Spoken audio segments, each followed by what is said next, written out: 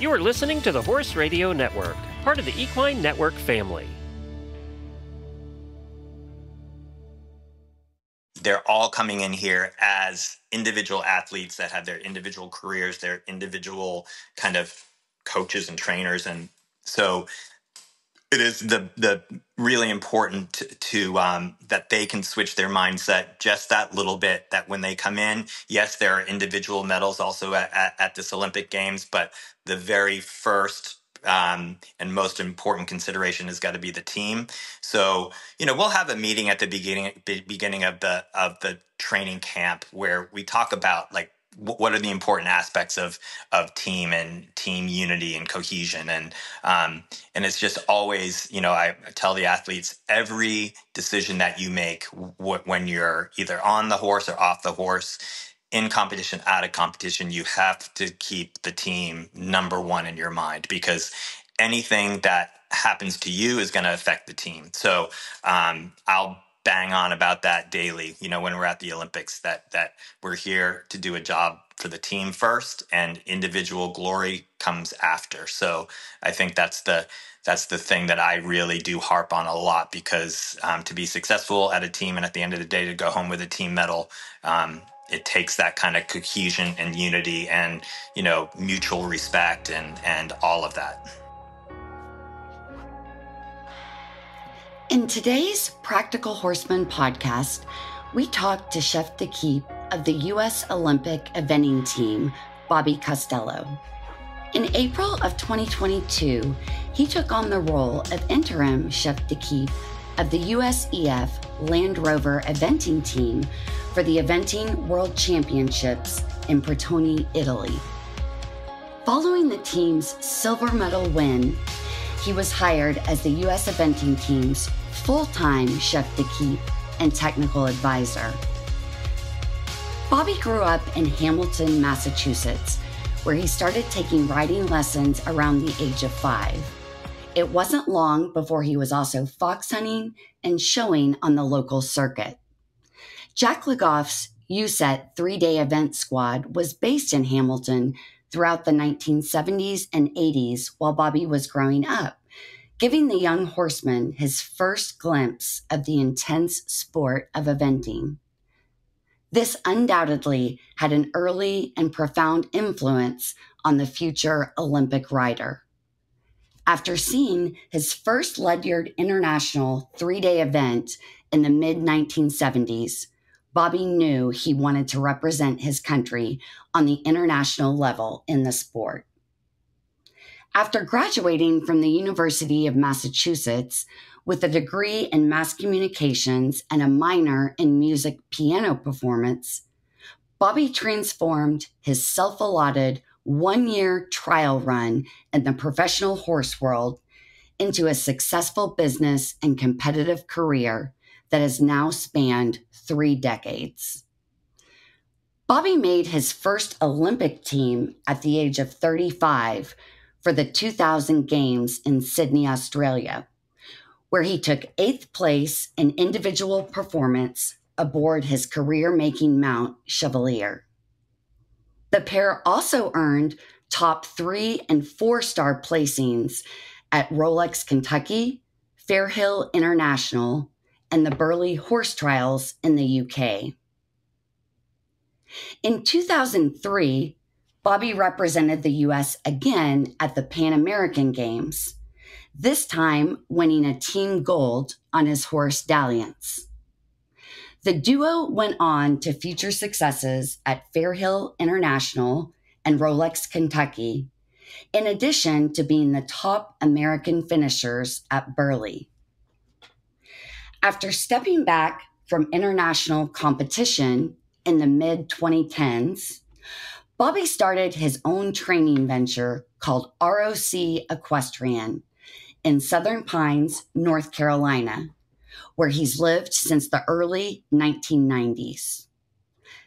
As a Level 5 member of the U.S. Eventing Association Instructors Certification Program, he is one of the most respected trainers and coaches in the U.S., with his students consistently earning top placings at major FEI competitions in North America and Europe.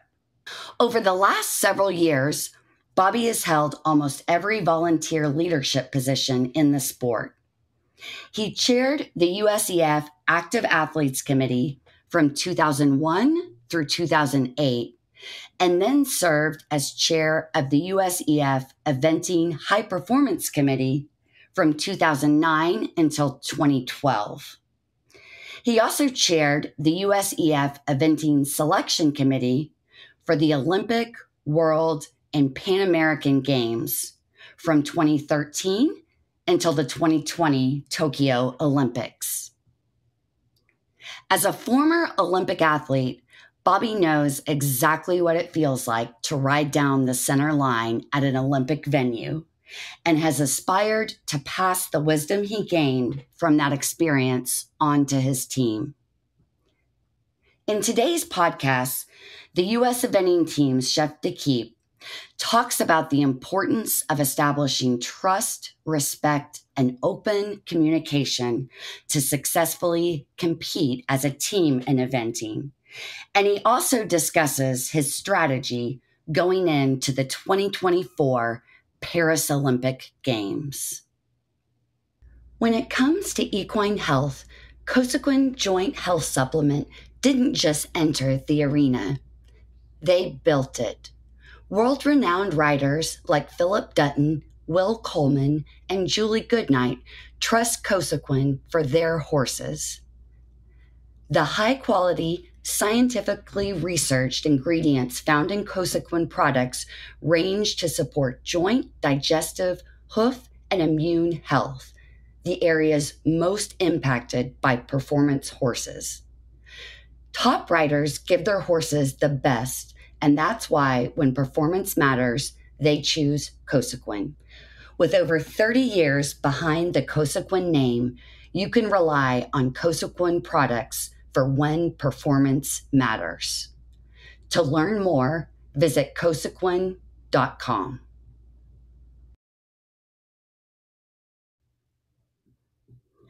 Hi, Bobby.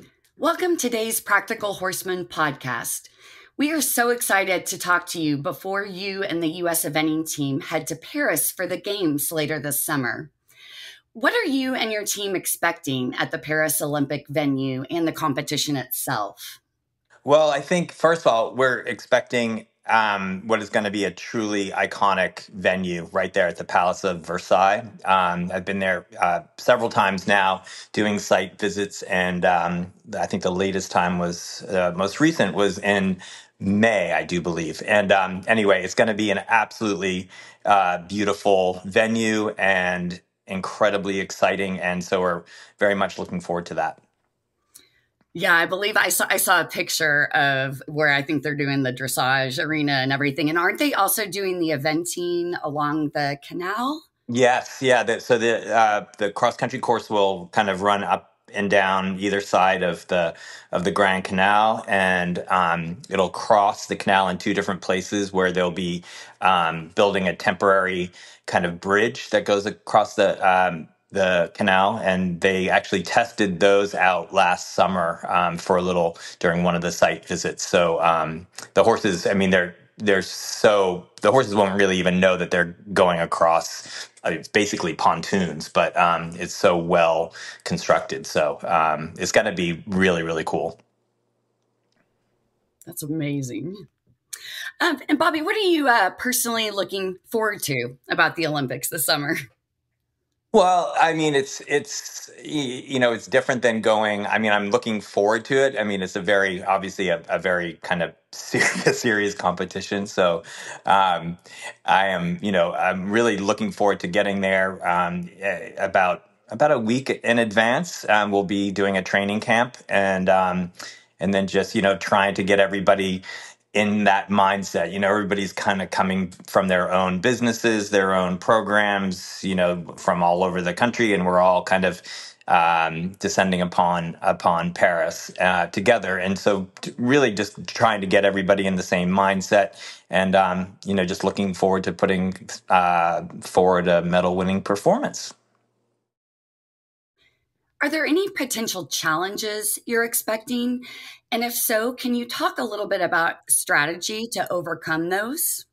Right. So I think preparation is key. An Olympics is unlike any other competition that we would do, throughout a normal Olympic cycle. The World Championships are a huge competition, but a little bit, less security, less, of the craziness of an Olympics. So it's really making sure everyone is prepared to, that they're going to go into this. There's going to be an incredible amount of, at every turn having to go through security and, navigating traffic and, traffic stops probably. We're lucky enough to be able to stay right in Versailles. So we should be in fairly good shape. The venue is only a couple of miles from where we're going to be staying. So we won't be staying in the Olympic Village because fighting our way out from Paris to Versailles every day would be a nightmare. So we'll be staying in Versailles. So honestly, it's just the preparation to make sure, like making plans for any eventuality. We have an incredible logistics team at the USEF who we'll be doing a ton of this preparation ahead of time for us. So hopefully, for me and the athletes, we just go and do our job, which is trying to go there and put forward a good performance. And for listeners who might be interested, what is it like for you and the team to travel to Paris? First for the athletes, we'll be doing a final conditioning gallop here in the States, and then we probably won't all be on the same flight going over. Everybody will know, to be in at the training camp by a certain day, a certain time, and then we'll be there in Vittel, France for approximately 6 days, and then we will travel together from Vittel to Versailles. So, it's like a traveling circus, really, just in the amount of equipment, and it's a pretty intense few days. But again, like if we're prepared and we have everything set up, that's gonna help a lot with any kind of stress or anyone getting too worked up. Oh, my, for sure, for sure. And I've always been super curious about this personally, Bobby. But what's it like for the horses to get there? I've read that they travel like on their own kind of private cargo plane. Yeah, so it can vary. Either it could be a dedicated flight for horses, or sometimes they can be flown by FedEx. Sometimes Air Canada. I think they used to, if they still do, I'm not sure. Will fly a lot of horses, so we'll be so it's actually not as stressful for, I used to take my horses back and forth between North Carolina and New England every summer. And I would always think, God, it was, people think that flying the horses must be so stressful for them. Well, going over the George Washington Bridge and, in rush hour traffic with the potholes, and I mean, that's way more stressful for the horses. So it's pretty seamless. They get loaded onto what they're called a pallet, which can be for 2 or 3 horses. And then that is then loaded, and the horse then kind of has the feeling of being loaded onto a horse van, and then those are then loaded and secured into the plane. So we have a great partnership with Duda Transportation, and we've been working with them for years. So we trust them implicitly with our horses to get them there safely. Fabulous. And I believe I also read, Bobby, like before they even can get on the plane, aren't there like numerous vet checks that Yeah, they I mean, do? we'll be sending our team veterinarian with the horses, so she'll be monitoring them up until the very moment that they're on the plane, and then she'll be traveling with them. So yes, they have to get pre-export quarantine, which is basically just where the final kind of check is done. And we luckily don't have to quarantine for days. It's just several hours where to make sure that the horse's blood work comes back okay, and they're all healthy, and they don't have temperatures, and that they're safe and healthy to fly. Excellent. Yeah, I just always have been super curious about that. Um, and then, Bobby, once you guys get there, does most everybody get there to have like a little bit of downtime to get over like the jet lag? And then, can you tell us a little bit more about what goes into the training camp that you mentioned? Mhm. So yes, I think most of our athletes, they're very seasoned at competing pretty much all over the world, but yes, mostly in Europe. Um, So I think people know how to deal with the jet lag part of it pretty well, and a lot of it is just kind of making sure that you're staying hydrated and try to get as much rest on the plane as possible. I always find that first afternoon, you usually arrive in the morning, and usually that afternoon you kind of feel it catch up with you. But like myself now, I can, like, within a day, I can I feel like my body just resets itself. I think I'm just so used to now doing all that kind of traveling. For the horses, it's a little bit harder. There's there's many different opinions on when horses actually experience jet lag. Is it right away, or does it come? So it's been said that it will come like 7 to 10 days after arrival, which is interesting. But we're basically following the same protocol that we did before Protoni, the World Championships in Italy a couple of years ago. We're going to the same training camp in Vittel, France, which is about 3 hours south-ish of Paris. So when the horses arrive in Liège, Belgium, actually, is where we fly into. They'll be shipped right down to Vittel for the training camp, and that's a place where they have wonderful facilities. Great outdoor arenas. They have room for tons of hacking. There's actually a golf course on the property where we are lucky enough to be able to do our final gallop up the fairway of one of these golf holes. So that's pretty cool. So we know exactly where we'll be doing that last gallop before heading to Paris. So it's just really a time for the riders to honestly decompress a little bit and just really get focused on that one horse. Where a couple of the guys are lucky enough to have two that will be going into the training camp, even though only one will be going to the Olympics. So, it's just also a little bit of a reset for these guys, because most of them are used to riding, 8, 10 horses a day. And all of a sudden to go into just riding 1 or 2 horses a day, you have to be careful not to overtrain just because you have that just one horse. So luckily this place has wonderful workout facilities, and it's a really cute town. And, we'll probably have a couple little excursions while we're there just to kind of keep everybody's mind off of just training. And because that would be a real risk to overtrain the horses while we're there. So, but, these guys, again, most of these guys have been on teams before. They're seasoned competitors. So I think that also helps a lot. Right, right. I'm sure that is very good for both the horses and the human athletes, just to like let their brains reset just for a second before. Yep. And Bobby, can you tell us what went into the selection process for the Olympic eventing team this year? Sure. So each championship has a selection period. So for the Olympics, that began in January of 2023, and then ended in the middle of May of this year. So basically 18 months where the riders know the competitions that they can go to impress the selectors. And many of them will have done more than one of those selection trials.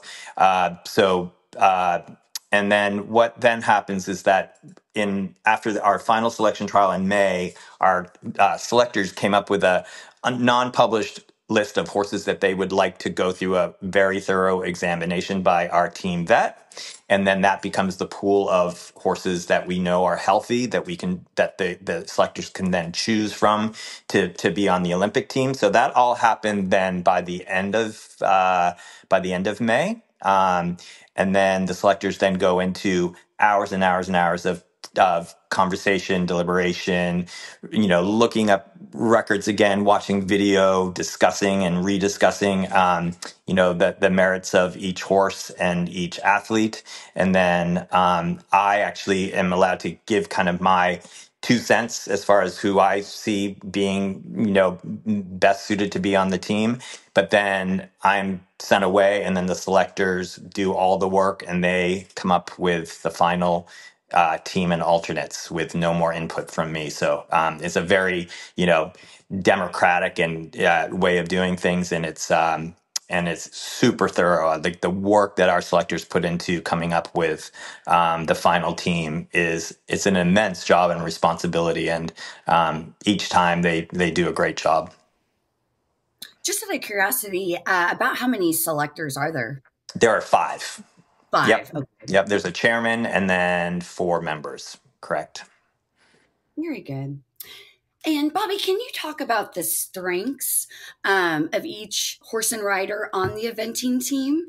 The biggest thing is they have to be all around athletes, these horses and riders. For the horses, the days of just having perhaps a fantastic cross country horse that could climb the ranks from, even if they were down after the first day, after the dressage, those days, especially in an Olympics, have passed a bit. So you really do need to have a horse that excels in all 3 phases. So, for us, hopefully a horse that can score sub 30 in the dressage, be clear within the time for the in the cross country, and they have to be very, very good show jumpers because the level of show jumping has improved immensely over the years. That they're going to be big tracks. They're going to be designed by a designer that our athletes are honestly not too used to. We don't get to see their courses that much in the U.S. So yeah, having an all-around horse is the most important. And I think all the horses that were selected for this year have those attributes. Will Coleman with his off the record, that horse has had a ton of experience. He was a team horse in the World Championships a couple of years ago. Boyd Martin has a really awesome veteran, Fetterman B, who has done 2 5-stars last year.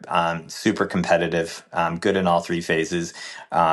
I think the youngest horse in the competition is Caroline Pamuchu and her horse Blake. And Blake is only 9 years old. He won the individual gold medal at the Pan Ams last year. But that horse is on the rise and just hasn't put a foot wrong. And it's an exciting young horse. And Caroline, this will be her first Olympics, so they'll probably be the pair with the least amount of experience. But I mean, you say that about Caroline, but she has been around. She's been on Nations Cup teams all over the world. Traveled down to Chile last year and just showed such poise and mental toughness, honestly. So, and then to have Liz Halliday with Cooley Nutcracker in that 4th reserve spot. We were so fortunate to have such a incredible rider and horse in that spot should she be needed. So I think what all these horses possess is they're all around excellent athletes. What's the average age, Bobby, of an Olympic horse? It's not young, that's for sure. Like to see a 9-year-old like Caroline's is very rare. I would say just, guessing, that the average age would probably be 13 or so.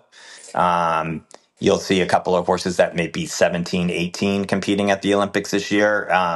But the average age, I would say, is, between 11, say, and 14 years old. But how do you guys help the horses adjust to the new environment, thousands of miles from home? Are they pretty much seasoned travelers at this point? I know you spoke a little bit about the jet lag, but does it generally take them a while to kind of adjust to be able to perform at the top of their game? Yeah, I think the biggest thing is just trying to keep the routine as similar at home as you possibly can. It's not easy, but again, these horses have been to all over Europe competing, and and they have, the grooms that they have at home are going to be the grooms that they have at the Olympics. And so I think the biggest thing is trying to keep them in a normal routine, trying not to reinvent the wheel just because it's an Olympics. And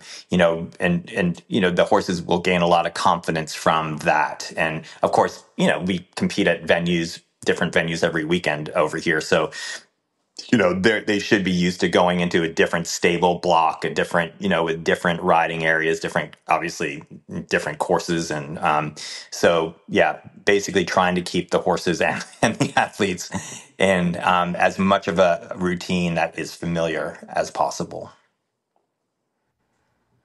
Can you tell us about what it's been like to be chef to keep and what it takes from a day-to-day perspective, as well as kind of long-term strategizing? Yeah, I love this job. I took it on in 2022 as an interim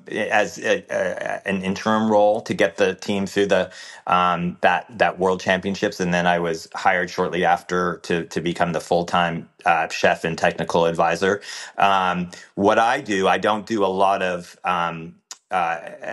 coaching per se with athletes. I absolutely do if they request it, but what the program has now kind of shifted into is trusting these athletes have their own programs, successful programs that have gotten them to this position. So we really encourage, and I really encourage those guys to just keep doing what they're doing what's making them successful, and I'm there to offer advice and support. If I feel like things are going off the rails in any way, I'll step in and try to help them work through a difficult time. A lot of it is just managing, being a sounding board when they want to go over what their schedule is going to be. I get sent videos of their training all the time for me to look over and to comment. And so a lot of it is there to be, advising and supporting the programs that they've already developed for themselves. Very interesting. And Bobby, can you touch on any specific goals you've had or have for this team, as well as how this particular team has evolved under your leadership? Right. Well, that was so interesting for actually every competition. It's a standalone competition. It's not like we take the same four riders, to the same, to like, for instance, we're going to Aachen to compete in a team competition about 3 weeks before the Olympics. That will be a completely different team than the one that will be going to the Olympics. So, so being able to, to bring that team together, that maybe haven't been in a team together before. There's always a little bit of a mixture. Again, when I was lucky enough when I came into this role that I knew all of the players. Really, I've known these guys. I either competed against them myself back when I was competing, or I've got to know them as previously I was a selector. So yeah, it's just developing that partnership with those guys, and I think I really have the trust of them, which is incredibly important. And yeah. And Bobby, can you provide us just with a brief overview of your riding career and what drew you to the sport of eventing? Right. So, just briefly, I grew up in Hamilton, Massachusetts, up in New England, and when I was a kid growing up there in the 70s and 80s, that's where the Olympic training base was for. There actually was a base for the team in Hamilton, Massachusetts. So, I think that was very kind of lucky, and so I was kind of exposed to that kind of excitement of Olympic competition and having Olympic riders there in town. And my older brothers rode one especially rode up to quite a high level. So that was great to grow up there. And so I grew up eventing and doing a little horse showing and hunting up in Hamilton. And then when I was able to finally get out of college, where I was a music and mass communication major, I decided I would take about a year to see, whether the whole riding thing was going to be and making a living at it was going to be realistic or not. And luckily, it did seem like it was going to be realistic. And having said that, I was a little bit of a late bloomer. I didn't make my first team until I was about 35, I believe, is when I went to my first Olympics.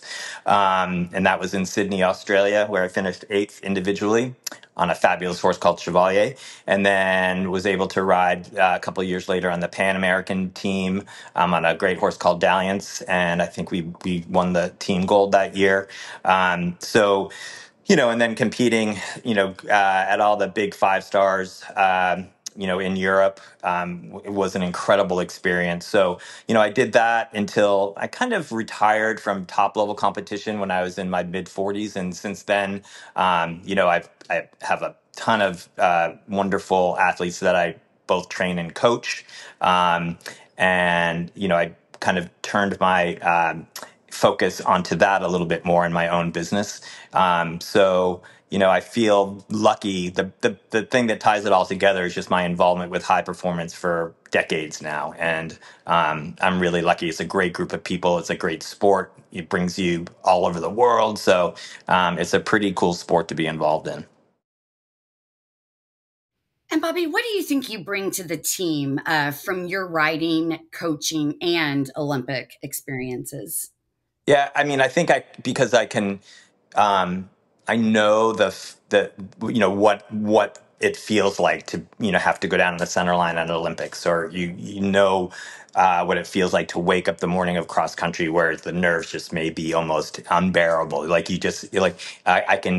I've been there, and I know what it feels like. So I think the riders do gain a lot of trust in me because they know that I know what they're feeling and what they're going through. So I think that's really important. And, it's just developing trust with these riders over many years. And I think that's super important. If you don't have the trust and respect of the athletes, your team is never going to be what it really could be. So, that's important to me to keep the communication up and, with all the athletes. And I feel like I've been pretty successful doing that. And Bobby, just because you mentioned nerves, do you have any specific strategies that you use to help handle your nerves on big show Yeah. day? Well, weirdly enough, like I would get nervous from the standpoint of just not wanting to mess up or disappoint anyone. I wouldn't get nervous as far as like, if the course was extra difficult or whatever. It was just like an expectation thing that would make me, I don't even know if nervous is the right word, but for me, and I think for most of our top athletes, they thrive in those kind of conditions. And, of course, there are always going to be nerves, but I felt that that's when I was actually performing at my best, when the pressure was really on. And I think that we have a group of athletes that are exactly like that. The more pressure there is, the more expectation, that just drives them even more. And that's what's really special about an Olympic caliber athlete. They have to. They can't, like, if you crumble when the pressure's on, you're not going to be successful. So I think, I think that's very important, is just having the right mindset and knowing how to deal with those nerves. And since the Olympic athletes are more accustomed to competing on an individual level, Mm-hmm. are there any particular strategies like that you use to kind of get them in the mindset for the team competition? Yeah, that's a great question, because they're all coming in here as individual athletes that have their individual careers, their individual kind of coaches and trainers. And so it is the really important to that they can switch their mindset just that little bit, that when they come in, yes, there are individual medals also at this Olympic Games, but the very first and most important consideration has got to be the team. So, we'll have a meeting at the beginning of the training camp where we talk about, like, what are the important aspects of team and team unity and cohesion. And it's just always, I tell the athletes, every decision that you make when you're either on the horse or off the horse, in competition, out of competition, you have to keep the team number one in your mind, because anything that happens to you is going to affect the team. So I'll bang on about that daily, when we're at the Olympics, that we're here to do a job for the team first and individual glory comes after. So I think that's the thing that I really do harp on a lot, because to be successful at a team and at the end of the day to go home with a team medal, it takes that kind of cohesion and unity and, mutual respect and all of that. And Bobby, is there anything you enjoy doing outside of horses? Not this summer. Maybe not right now. But. Yes, I love to play tennis. I don't play enough. I think I hinted at that I was a music major in college, so I actually still do play the piano. I was a piano performance major, so I love to do that kind of when I have time. I do travel. It seems like I travel a lot for eventing, but I actually love traveling outside of that as well. So I think between all of that keeps me pretty busy. And I like to read, but I always fall asleep when I read. So, I'm always reading a book, but it just takes me months to get through them. Any favorite books? Let's see. Right now, I am reading a book called This Other Eden it's pretty interesting, by a Pulitzer Prize winning author. I think his name is Paul Harding, and he actually grew up in the town over from me in Massachusetts. And he won the Pulitzer Prize with his first book, and this is his third.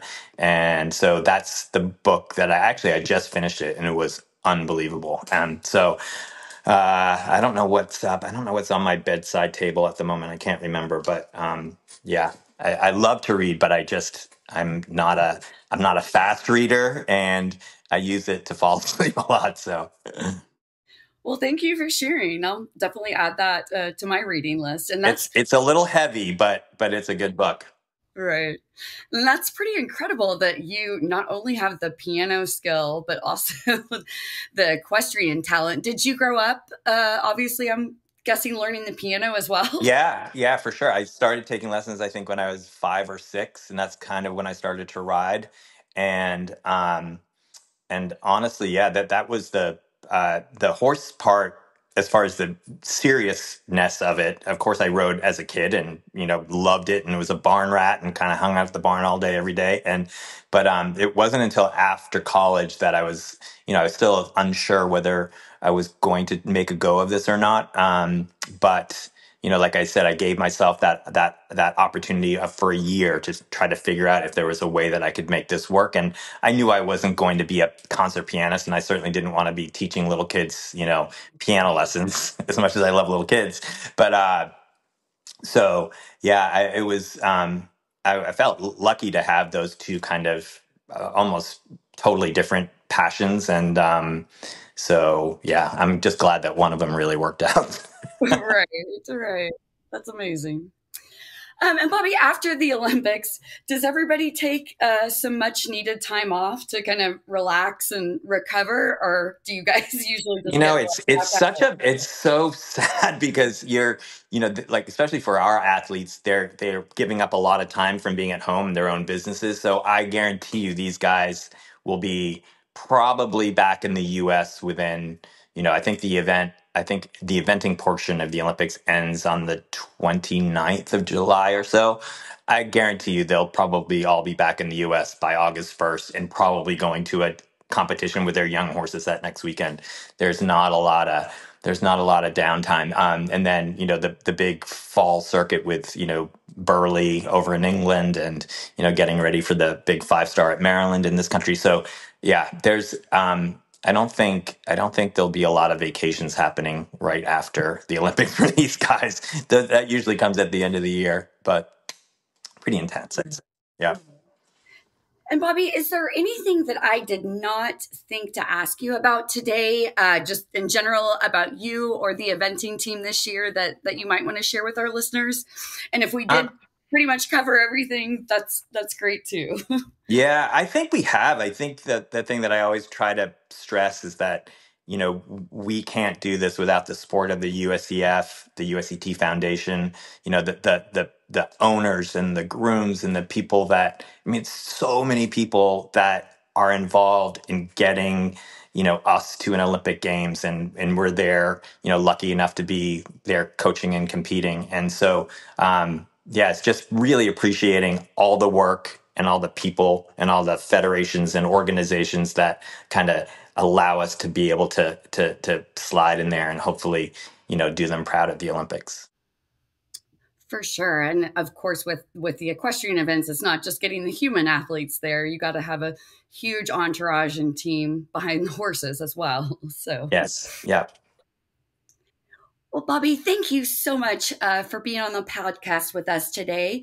We thoroughly enjoyed having you, and we will all be cheering for you guys at home in Paris this summer. Thank you for listening to this week's conversation with Bobby Costello, and a big thank you to the episode's sponsor, Cosequin. Learn more at cosequin.com. You can subscribe to the Practical Horseman podcast on Apple Podcasts, Spotify, Stitcher, or wherever you listen. While you're there, please rate and review the show. Thanks again for joining us. I'm Alana Harrison, and you've been listening to the Practical Horseman podcast.